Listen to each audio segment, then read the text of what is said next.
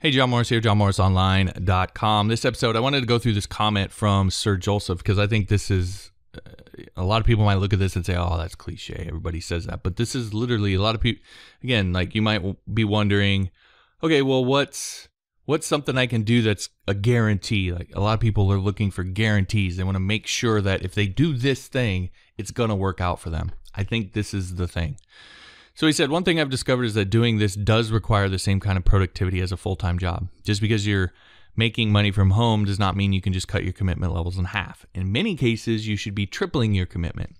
I'm discovering this now. Sure, I can pick any time during the day to work, but I better be productive for 8 to 12 hours a day like with any kind of job. Separate learning from marketing from doing work. And I want to point out that last line in particular right off the bat.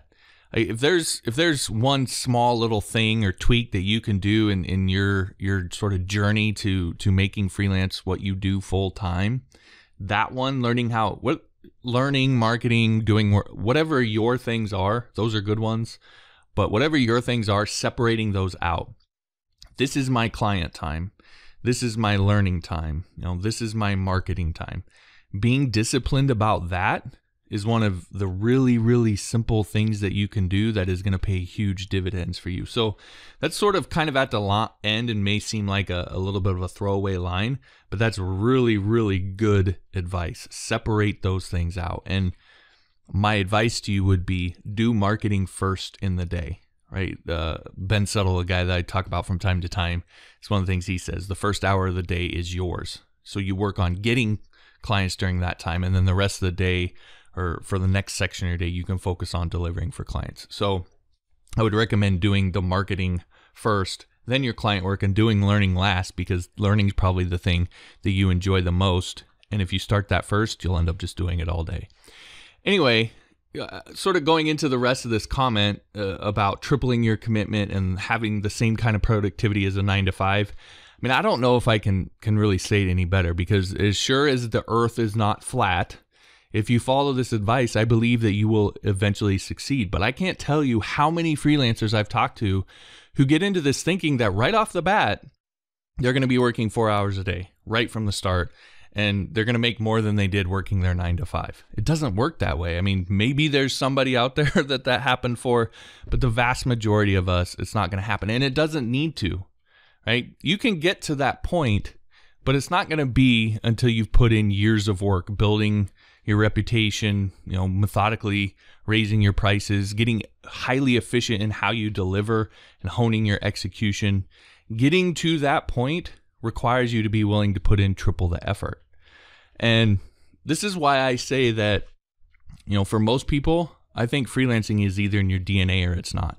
Because some people hear what I just said and they're like, well, why the hell would I do that? Now, I've got comments like that. People literally say, sounds like a lot of work. Yeah, it's a lot of work. That's the point. And so, those people, freelancing probably isn't for them. They would rather work their 9-to-5, go home at night, not have to think about it, do what they want, etc., and they're fine with that. For other people, like me, that sort of thinking about that, it's like a soul-sucking thing. I mean, I don't know how many different jobs I tried, how many different types of work that I did, and every single one of them at some point became just this soul-sucking thing that I felt like I just couldn't do it, right? It is just sort of how I was built. So if you're that kind of person and you hear me say, well, it's going to take triple the effort, you say, well, whatever it takes, because I can't do this other thing and I'm not going to live on the street. So, hey, whatever it takes. And if you're that person, then listen to what Sir Joelsuf is saying. Be disciplined to put in those productive 8 to 12 hours a day. Don't go into it trying to just work 4 hours a day right off the bat. I can't tell you how many people I've seen, family and friends, who've, seen either me doing my business or seen other people running businesses and have sort of romanticized the idea of running a business because they can work their own hours, take vacations when they want and so forth, but they're not willing to put in the other side of it, which is, those first few years grinding for 12, 16 hours a day to get to that point, right? They just want the result and not the effort that it takes to get there.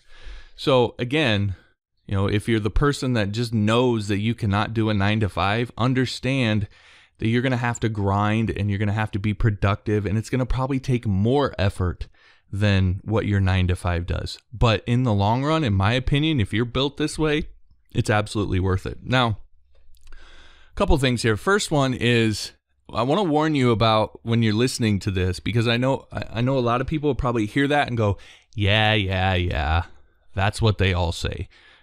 Typical cliche advice, etc., etc. And the thing that I would push back on you on is, it's one thing to hear it, it's one thing to know it, it's a whole other thing to actually do it. And so if you're listening to this going, yeah, look in the mirror. Are you actually doing it? Because if you're not, what the hell does it matter that you know it? Right? This isn't about knowing stuff or being right or proving to everybody how smart you are. It's about actually getting what you want out of life. And the only way you're going to do that is by actually doing all the things that you like to run around and tell everybody else that you know. So don't get caught up in the, I've heard it before, that's cliche. Again, are you doing it? That's what matters. So be honest with yourself. Look yourself in the mirror and tell the truth. And if you're not doing it and you really want this, start doing it. The second thing is kind of the caveat here is making sure that all this hard work is actually productive. Because if you're going to run 100 miles an hour, you want to make sure you're headed in the right direction. Otherwise, you're just running yourself ragged for nothing. And as you know, you've heard me talk about time and time again, that's what my Beginner's Guide to Freelance course is for. I think of it as the map, sort of the big mile markers along the way to get you to a real business around your freelance services. So you can methodically build to the point that then you can work as much or as little as you want. Then you can make as much or as little as you want. And because you're headed in the right direction and you know you're headed in the right direction, you can ensure all that hard work pays off. Anyway, you can get access to that course for nothing over on Skillshare. Just go to johnmorrisonline.com/freelance. All the details on how to do that are there. Again, johnmorrisonline.com/freelance. All right, that'll do it. Talk to you next time.